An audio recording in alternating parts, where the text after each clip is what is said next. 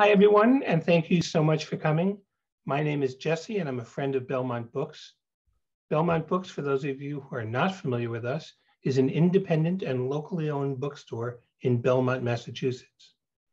Before we begin, I'd like to let you know that we have a number of virtual events coming up, including Gwen E. Kirby in conversation with Chaya Bhuvanasar, I hope I'm saying that right, on January 20th. Sequoia Nagamatsu, also in conversation with Chaya Bhuvanasar on January 25th, and Trinity Umrigar in conversation with Ellen Berry on January 27th. You can register for these and all our other events on our website, belmontbooks.com, which is also where you can purchase tonight's book, Burning and Dodging, and I'll put the links into the chat as we go. If you have any questions for the authors, please type them into the Q&A section, and we'll get to as many questions as we can towards the end. We're very excited to welcome Julie and Jim, and especially for Julie's launch event. I want to tell you a little bit about them, and then I will turn the event over to them. Julie Wittes, is that right, Julie? Wittes? Wittes. Wittes, sorry. Schlack writes and teaches both fiction and creative nonfiction. Her cultural memoir, This All at Onceness, was named by Kirkus Review as one of the best indie nonfiction books of 2019, and her novel, Burning and Dodging, was just released in late December of 2021. Julie's essays and stories have appeared in numerous literary journals, including Panjaris, Shenandoah, The Writer's Chronicle, Ninth Letter, 1111, The Tampa Review, and more.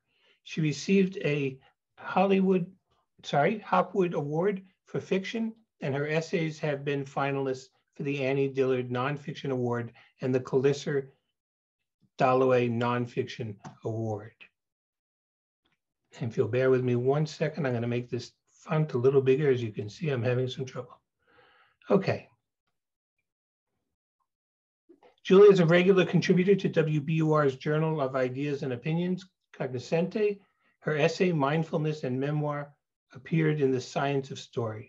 Julie earned an MFA in creative writing from Lesley University's Low Residency Program, a master's in education from the Harvard Graduate School of Education, and a BA in creative writing and psychology from the University of Michigan. James Glickman is a graduate of Yale University and the Iowa Writers Workshop.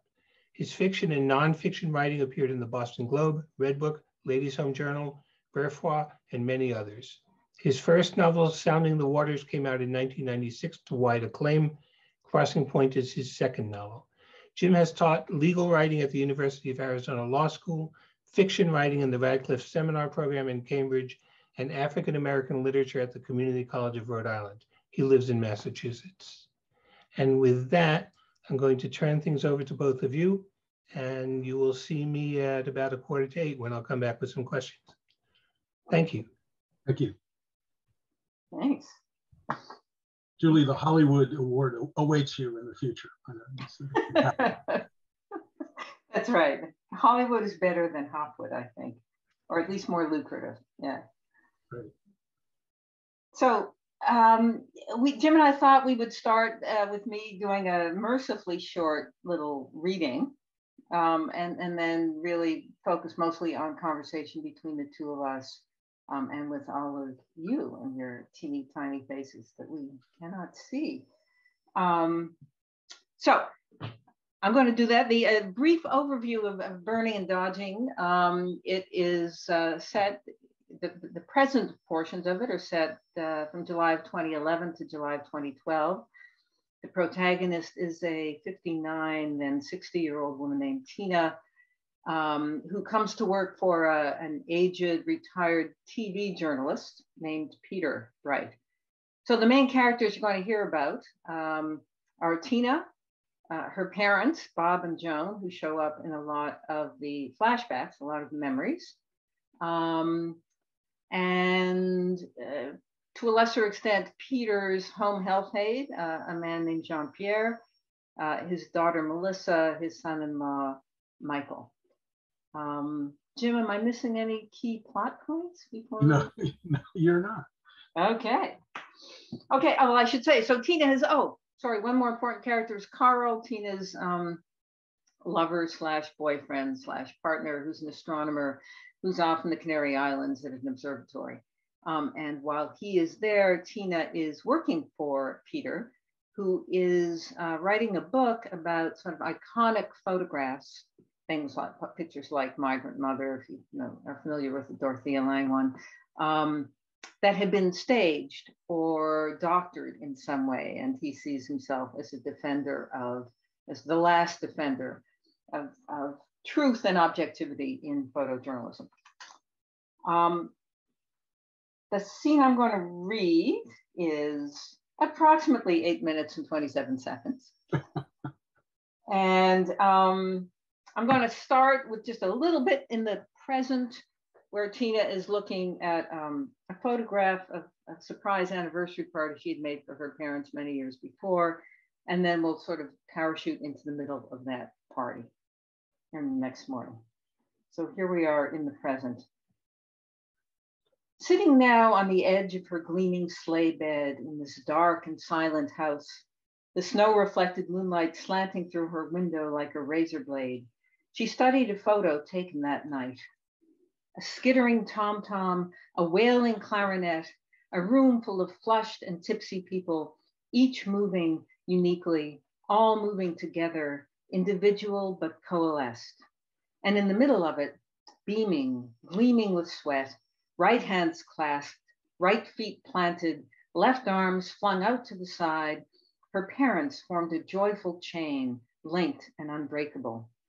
Those bodies, one doughy, one taut, those faces, hilarious and keen, were more familiar than her own.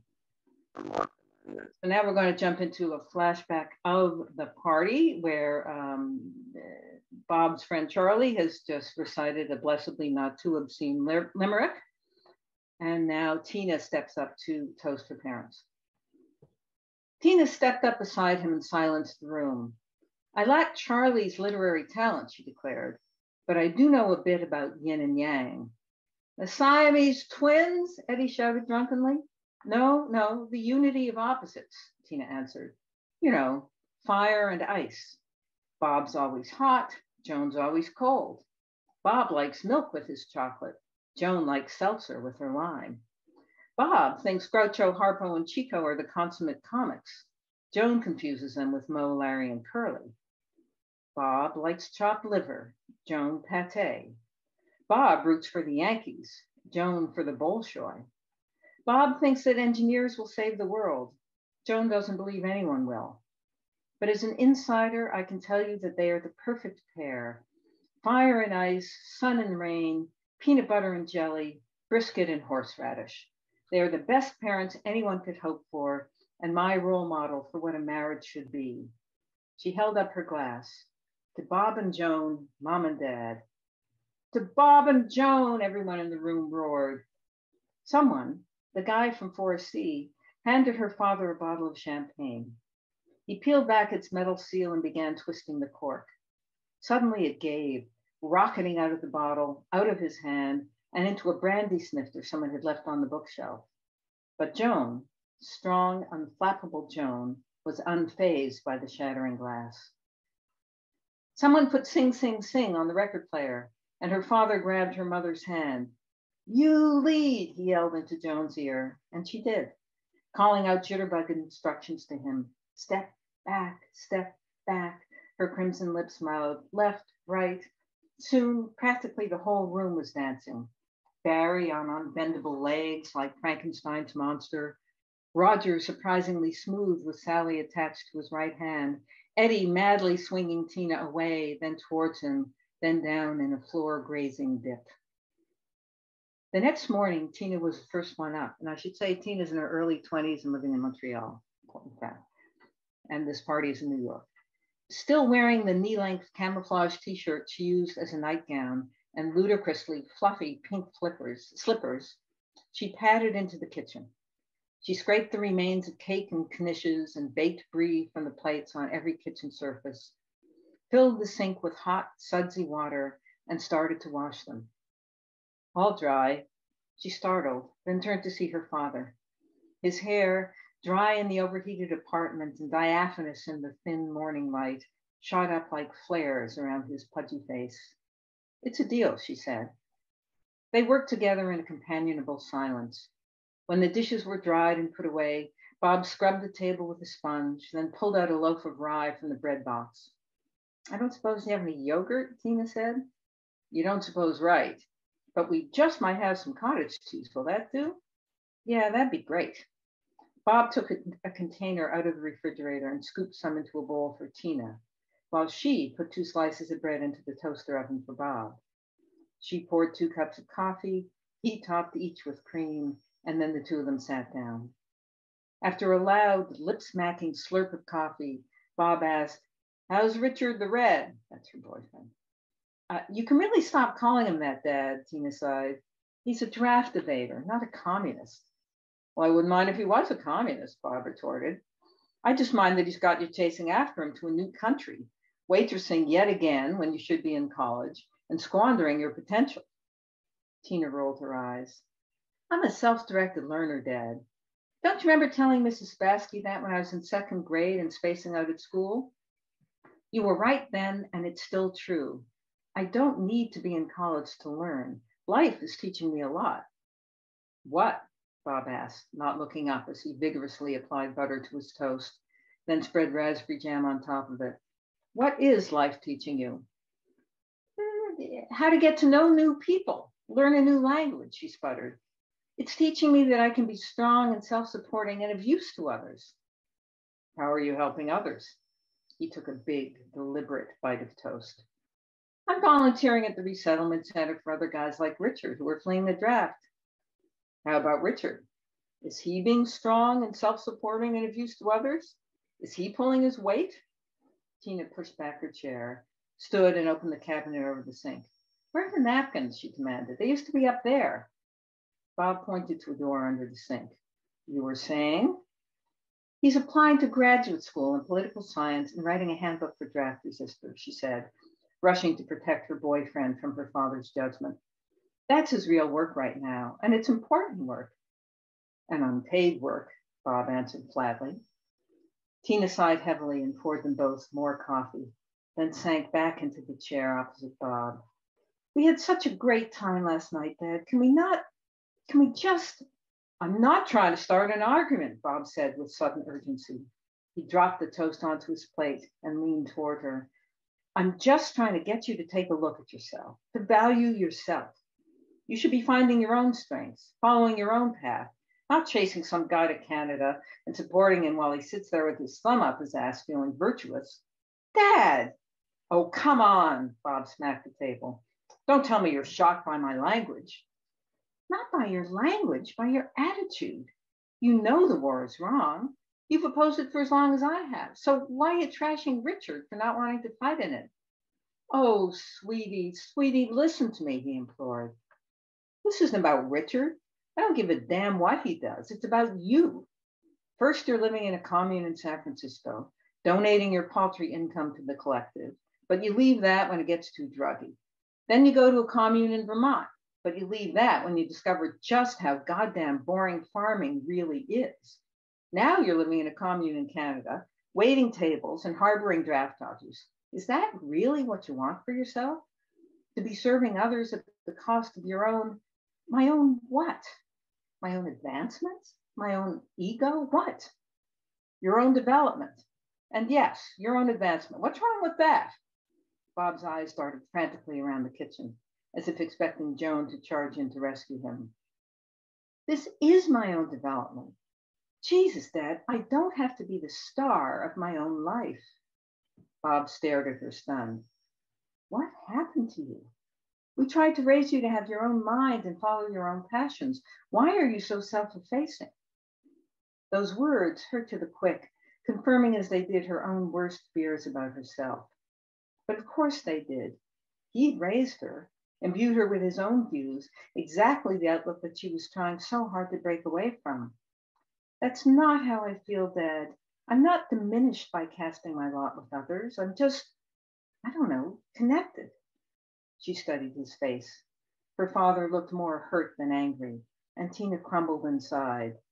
It's a good thing, she said gently. Let's stop there.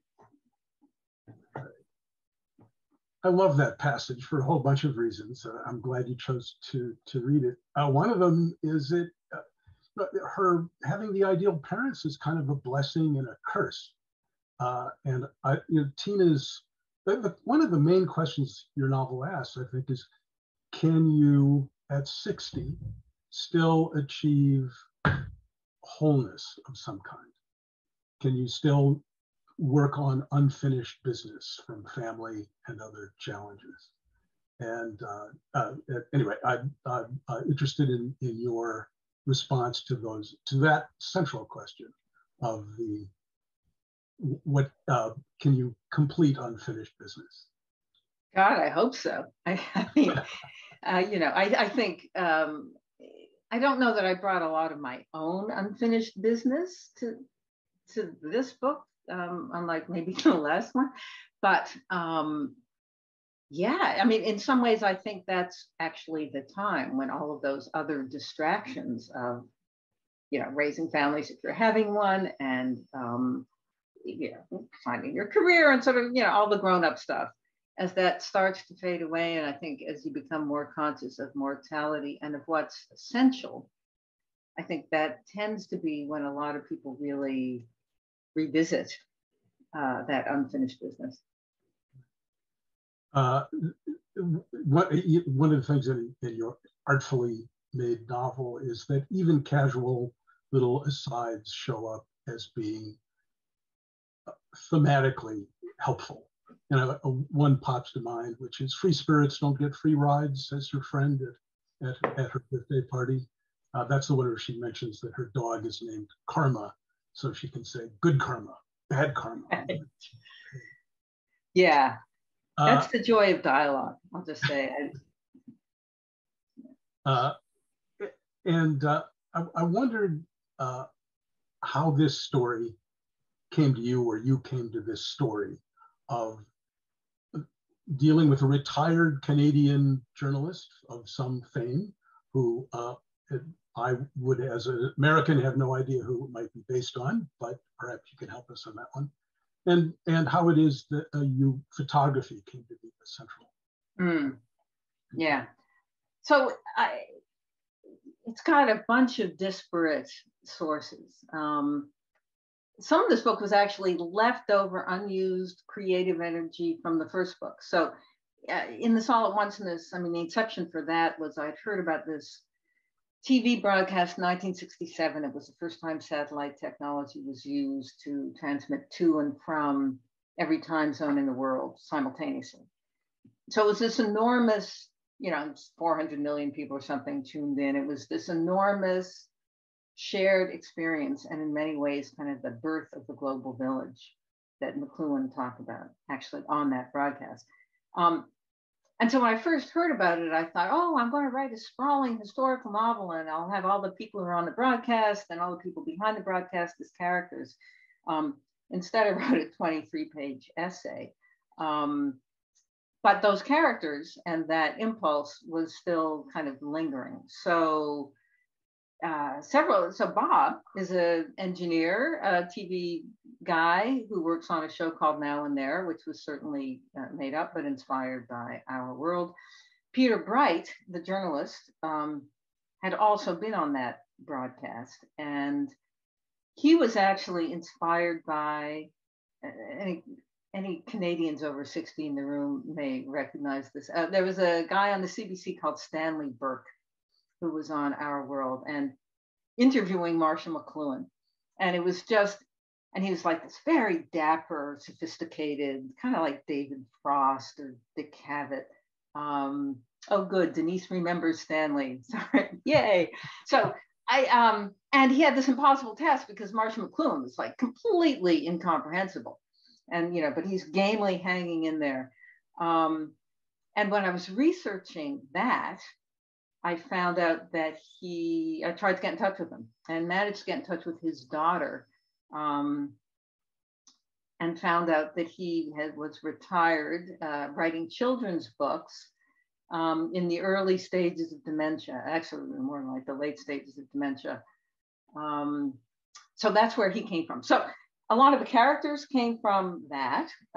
Some of the settings just came from places that had lodged in my head. So there's a character, Peter's estranged daughter, who was a Cree child that he and his wife had forcibly adopted in the 60s as part of a massive, what was called the 60s scoop. And she lived in, I have her being born in the Badlands of Alberta, which my husband and I visited a few years ago. And just that landscape imprinted itself. And I knew I wanted to write about that. So got the people, we got the landscape, but the central idea, I mean, the thread that I hope knits it all together, actually was a small quote that I'm going to read from a book by Suzanne Burney, who's a wonderful novelist and teacher, who also wrote a nonfiction book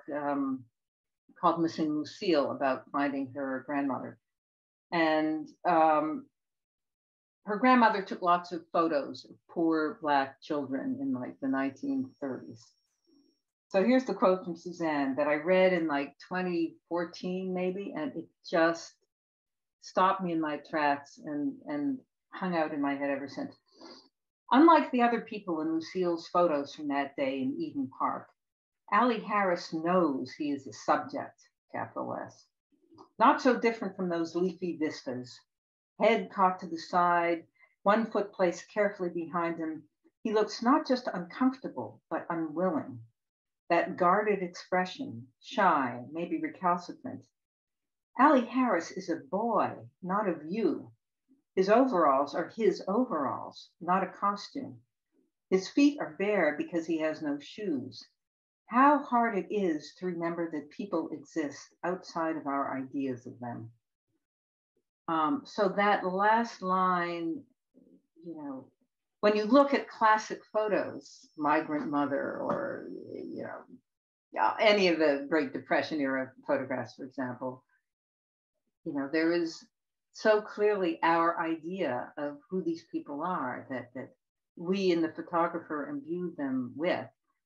So it certainly applies to photography, but it also applies to human relationships, to families, to children, to parents, to spouses, that they exist outside of our ideas of them. So as a sort of coherence-making theme, that's where this book came from.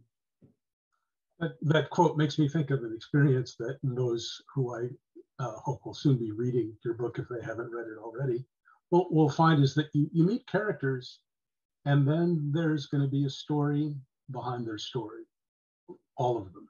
And there'll be a story behind that story. And it's a constantly layered experience. And it's something that you also pick up on in the photography of who's witnessing it, who's constructing the narrative, what does it mean? But I wanted to circle back just really quickly to the sense of place. I know you mentioned the Badlands and the Cree daughter. Why is it set in the Thousand Islands? Oh, well, so Stanley Burke, the dapper journalist with the skinny tie, and and he smoked. They all smoked. He was like, you know, the James Bond of journalism or something. He lived in the Thousand Islands. So when he retired, and as I was thinking about that, I realized, oh, okay, well, that's in the Thousand Islands, which is sort of between Montreal and Toronto. It is the border between the US and Canada. But the border lies in the middle of the St. Lawrence River. So it's a fluid border. And that's worked for me, given both Tina's, you know, growing up in New York and then moving to Montreal eventually with her draft dodger boyfriend. So she is of two countries, but the notion of a fluid border, a porous border, seemed like a pretty good metaphor for her relationships as well, and for who she is. So yeah, so that's why it's there. That's great. What would you say from the title onwards? The role of photography is a critical matter, and it's a recurring focused matter of debate between Peter and Tina. What's your origin story for photography is? Oh man. So I I really got into photography. I mean, I did it in high school, and in high school, just loved the sheer magic of it. The notion that this sort of, because when you develop a picture, it seems like the image has been there all along and it's just being revealed when that's not actually true. And so I think at some point I realized, I mean, I was not a good photographer. I was a very self-conscious artsy adolescent photographer. But even as that, I think very early on, I was very conscious of the effect I wanted to create. That in many respects, when you do street photography or candid photography, it's a dialogue between the photographer and the viewer. And it's like the subject is almost left out of it, which seems like a strange thing to say, but I think that's true. And so later in life, I did a lot of research I was very interested in photojournalism, and particularly the Great Depression era photographers. So Dorothea Lange and Walker Evans and people like that. And when you read about them, you realize that in essence, they were engaged in a massive public relations effort, right? The whole purpose of the Farm Services Administration that funded their work was to sort of sell the New Deal to the American public by showing poor people. So I think this notion that photography is somehow intrinsically objective is false. I mean, it comes closer than a lot of other media do, but the fact is that when you take a picture, you are choosing how to frame it, what expression you want to show, how you want to use lighting to create mood, and what you're excluding from the shot. So it's long been an obsession of mine, and then certainly in the Trump years became more of one, where the question of what is truth just became all the more urgent and consequential.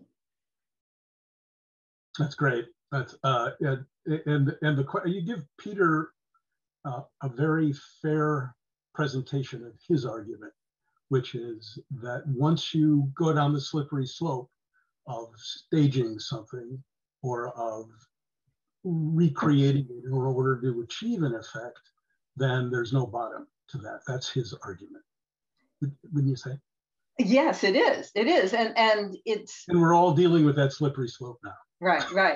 It was. I was talking to a friend the other day who had just finished reading the book and said, well, I can't tell like which side you're on, and I thought, great, because I don't know. I mean, Peter there's a passage I almost read and didn't, where they're discussing a photograph, a famous Depression era photograph by Louis Rothstein called Fleeing a Dust Storm. And it's this amazing picture of the sky and it's two little kids and they're like leaning into the wind and the dust is swirling and they're just trying to make their way to a chicken coop for shelter. And probably Rothstein staged that picture. At times he said he did, at times he denied that he'd staged that picture. But the bottom line was, had he taken it in a real dust storm, it would have been illegible. Like, he had to have staged the picture to some extent, right? And so that sort of begs the question. So on the one hand, Peter's right. Like, he fabricated something. It was fundamentally dishonest and a slippery slope and he shouldn't do it. On the other hand, Tina's argument is, well, that's like saying don't use a flash bulb then. I mean, dust storms were real. And if you can't storm the real dust storm, you fabricate the dust storm to illustrate something that is true. And I have no conclusion to the sentence because I still don't know what I think. One of your senses about the novel that I agree with and was in a very warm way stated on the outside of the novel, which is it's like being at a wonderful dinner party where you get to overhear terrific conversations and debates back and forth. but you in part think of it as a novel of ideas too. Is that fair to say? Well, I didn't until somebody in my writers group said it was. And then I thought, oh shit, it's doomed. Like, I don't know, I thought of, and my first thought was actually, when I first met my husband in the creative writing class, he was talking about reading The Magic Mountain by Thomas Mann, which I never read, and described it as like people quoting textbooks at each other. So that was my idea of a novel of ideas. And so at first I was sort of alarmed that it might be read as that. But then I thought, well, but it is. Like, yeah, I'm enjoying the debate. Hopefully someone else will enjoy the debate. And damn it, real people talk about ideas. Like, so why not recognize that and celebrate that? So, literary cognoscenti be damned. Yes, it is. That's great. Part of what Tina's challenge is in the arc of the novel is to discover and realize and use her talents and skills and live up to or meet the challenge her father sets for her, in a way, starting at the dinner party scene you read. Do you think that she is helped by Peter in that process, or is he an obstacle in that process? Oh, wow. Great question.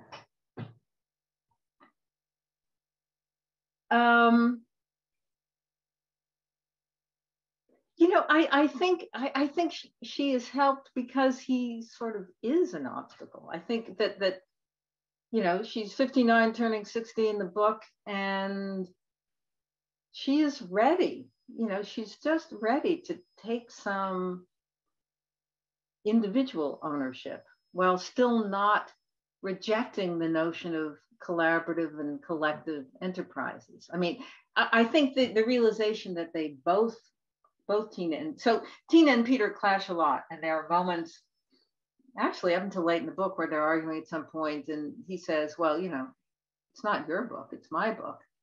And she's crushed. By the end, I don't think I'm giving anything big away. I think by the end, they both come to appreciate just what a collaborative effort it was.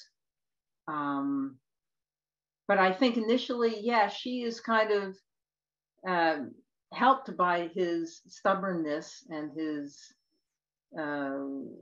dogmatism, because she's been fighting that her whole life. So she's very adept at that. There is a part of the struggle that she's had her whole life is often against sort of male authority in one form or another.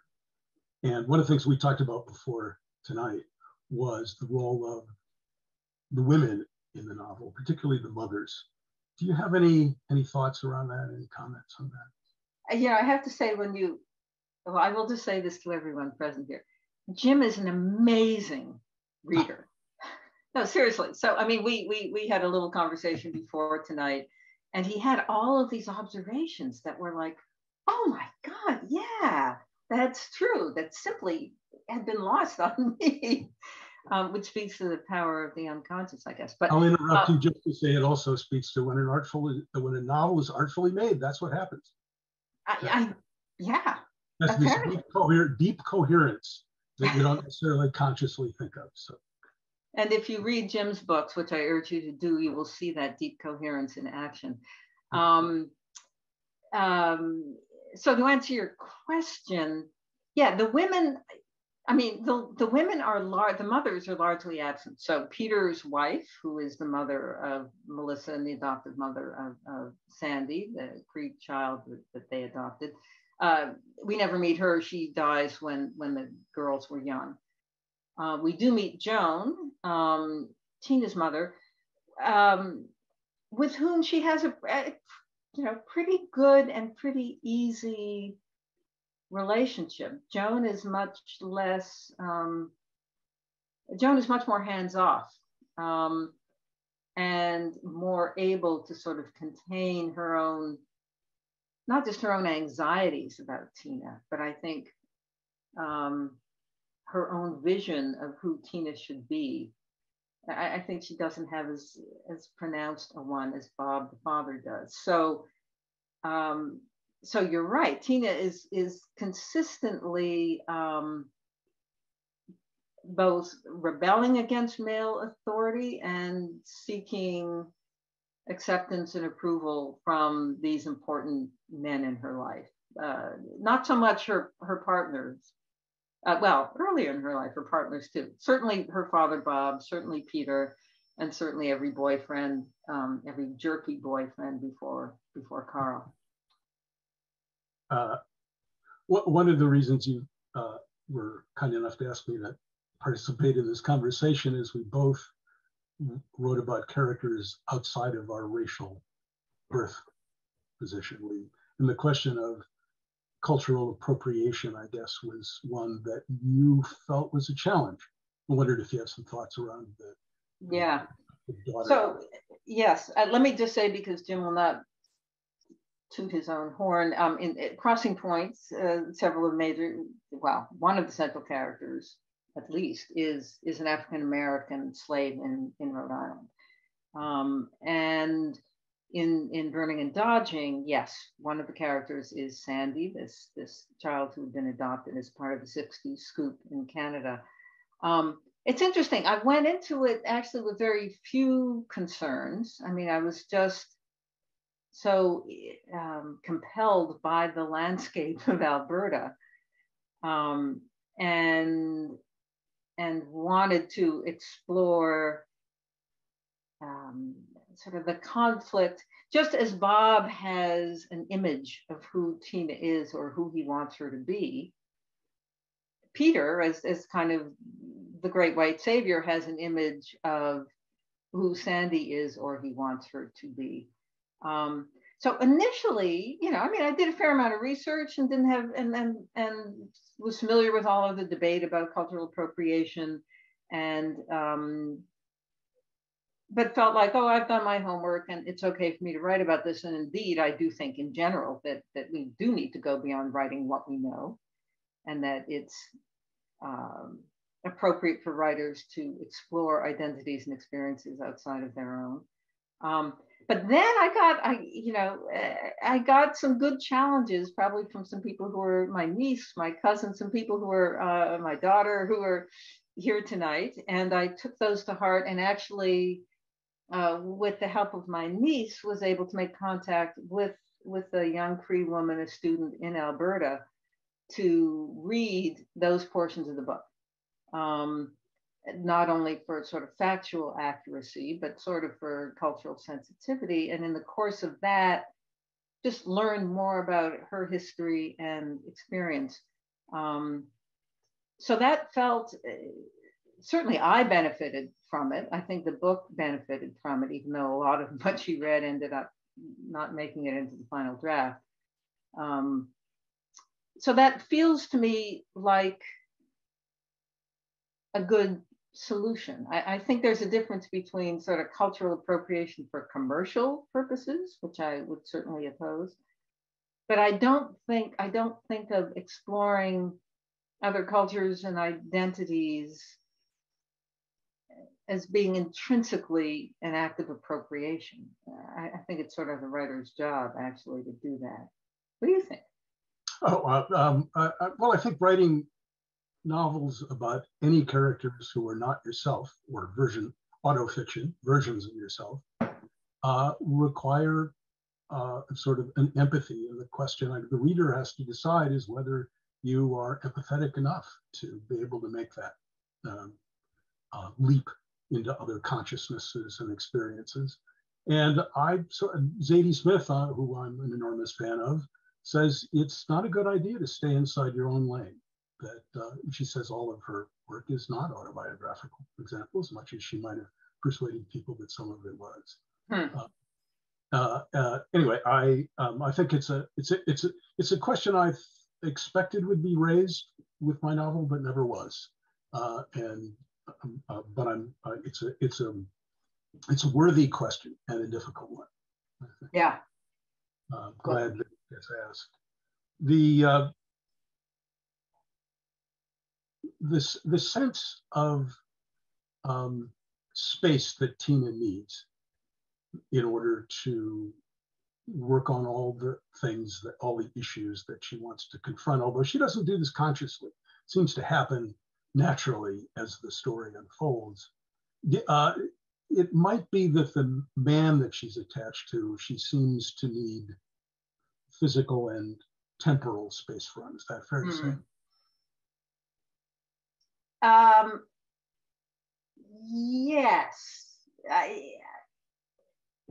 Again, at this point in her life, because she has spent her whole life as a team player, she spent her whole life as kind of, in many ways, enabling the artistic pursuits of other people. So she's, she works at galleries, she's a caterer, she's an event planner. She sort of does all of this stuff and then supports her Richard the Red, her draft evading boyfriend, and I'm very sympathetic to draft evaders, just not to Richard, who's kind of a jerk. So I think she feels that the only way she can develop some new moves, some new ways of behaving, is by having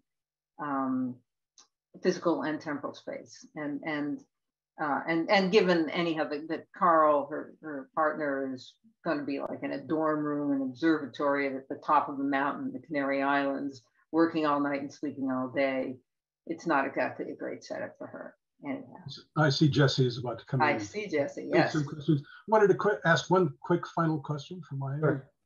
What, Julie, does writing nonfiction, as you often do, did that make this task of writing Burning and Dodging easier, harder, or both? Well, I mean, easier and harder in the sense, both, in that I had to make stuff up. I mean, I'm terrible at plot, and the beauty of nonfiction is the plot's already there. On the other hand, I loved writing dialogue, and had a freedom with that in fiction that I would never have in nonfiction. So I don't know which lane I will be in next, because they both have their charms. Thanks, Julie. Thank you. We have 2 questions here, and I'm going to start with one from Leah. Julie, I loved your response to one of James' many excellent questions when you said Peter's a help because he's an obstacle. I wonder if that relationship between obstacle and help is something you recognize in any part of your experience with the novel making process. Oh, great question, Leah. Yeah, but entirely internal. Like what I love about writing is that it's problem solving. I mean, that's how I experience it, is that when you're writing something, you create a problem for yourself, and then you have to solve it. And whether it's a plot problem, or in my case, lots and lots of structural problems of voice. So those problems, feel like obstacles sometimes for a day, sometimes for months.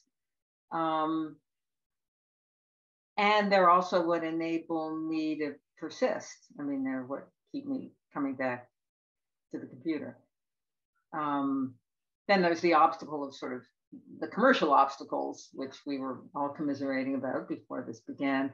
And those I just try not to think about, because I'd be completely paralyzed if I thought about trying to write a commercially viable book. Thank you. I have a question from Emily. Could both of you talk a little bit about the new writing projects you're probably, it says, thinking about or working on now? Sure. You want to go first, Tim? If you don't mind, sure, why not? Yeah. Thank you. I have one contemporary novel that events completely have outstripped, and so I need to rethink it and rework it. So that's a project which is not as active as the other one that I'm working on, which is another historical novel. What I loved teaching in my teaching career was African-American literature and also Shakespeare. And I'm writing a novel that is set in the Elizabethan age, and I'm having much too much fun researching. Yeah, the research is the best part. I have sort of two nascent, well, one's a bit more than nascent. I'm collaborating with a friend who's got this idea who collaborated with my husband on my husband's climate fiction book. And this friend has an idea for another sort of speculative kind of sci-fi-ish thing. It's very pulp fiction-y. I mean, it's a page turner, it's very plot driven, it's like everything that my stuff isn't. So I'm collaborating with him on that and enjoying, it's very liberating to sort of be in the position of sounding board critic, suggester in chief, but not actually putting the words on the page yet. So I'm doing that, and then I've got a nonfiction project in mind that would be a series of thematically linked essays on the subject of safety. That was sort of inspired by when I first heard the language of people talk about, well, I need a safe space. That's a pretty interesting concept that, to my mind, has a lot of value and also a lot of risk. And too often safety means conflict-free. So my starting point was I wanted to explore that, but then I realized, oh, but safety, there's safe crackers, there's safety nets, there's, I would love to just explore every aspect of it, some of which would just be sort of fun, fact-based essays, some which would be much more philosophical inquiry. I just add, if you should go to Cognoscenti and look up the WBUR essays, and Julie has one on a safe space in academics, and it's just a wonderful, elegant essay over a very challenging question. Speaking of safe. I have a question from Bobby. Says, Julie, you spoke of draft evasion, which in our day we call draft dodging. Not yet having read your book, is dodging in the title related to the draft? Oh, no, but there you go. There's another happy coincidence. No, the burning and dodging in the title is burning and dodging are two photographic techniques. So you burn in, meaning you overexpose an area of the print to make it darker.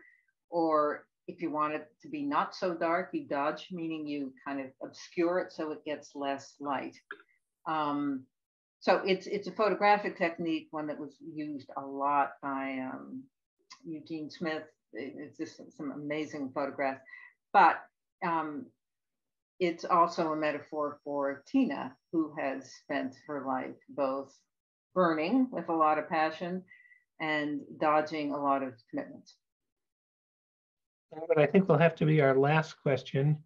I've got one from Joel who says, Julie, your novel, which I loved, explores issues with both classical photography from the 30s and 40s and other more recent media, including TV, smartphone video, even astronomical observation. How do you think the evolution of observational media, if that's the thing, relates to the themes of your book? That is another great, well, you know what? I think it relates in the sense that we are so suffused, we're so bombarded with images that we sort of mistake them for the real thing. This is not an original idea. Susan Sontag, I want to find this. Susan Sontag, said, the destiny of photography has taken it far beyond the role to which it was originally thought to be limited, to give more accurate reports on reality. Now photography is the reality. The real object is often experienced as a letdown. And I think that's sadly true, except maybe for the kind of observation that Carl is doing up at his observatory. If there's any hope to be found these days, I'm very excited by the James Webb spacecraft that just went up to sort of go look for intelligent life in the universe, because we're not going to find it down here. So, I mean, that kind of observation, I think, is really inspiring. Well, I absolutely want to thank you both for what I think all of us found a fascinating conversation. And I want to thank our participants, our observers, guests, because this was a very big turnout. I think it speaks to the excitement about your book and about this interview. So thank you both. And I put links a number of times in the chat to both of your books and to our event calendar. And if anybody has any questions, the easiest way to find out about upcoming events is at belmontbooks.com/event. So thank you both. Thank you, Thank Jesse. you. Thank you, Stay Julie. healthy, stay safe, Take care. take care. Bye.